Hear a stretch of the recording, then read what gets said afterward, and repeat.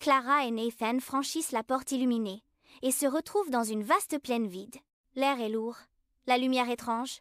Tout autour d'eux, il n'y a rien, juste un ciel sans fin. Une silhouette sombre se tient au loin.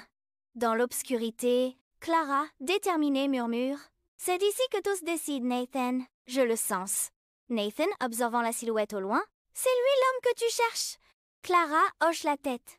En avançant, chaque pas semble résonner dans un silence profond, comme si le monde lui-même attendait leur décision. La silhouette se rapproche lentement, son visage enfin visible. C'est une version déformée de Clara elle-même. Une ombre vivante, l'homme sourit sinistrement en les regardant approcher. Son visage reflète une version brisée de Clara. Pleine de regrets et de doutes, Clara s'arrête, confrontée à sa propre image déformée.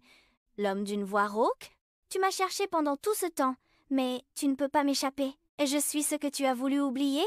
Clara, en colère mais calme. « Tu n'es qu'une partie de moi ? Je n'ai pas besoin de fuir. Je t'accepte. » L'homme rit, et les ombres autour d'eux se mettent à grandir. Menaçant de les engloutir, Clara tend les mains, une lumière éclatante jaillissant de ses paumes, repoussant les ténèbres. Nathan donne ton fermé. « Clara, tu es prête à faire face à ton passé, à accepter ce que tu as été pour devenir ce que tu dois être. » Clara, concentrée, ferme les yeux et se laisse envahir par la lumière. La créature sombre commence à se dissiper sous l'impact de la lumière pure qui émerge de Clara.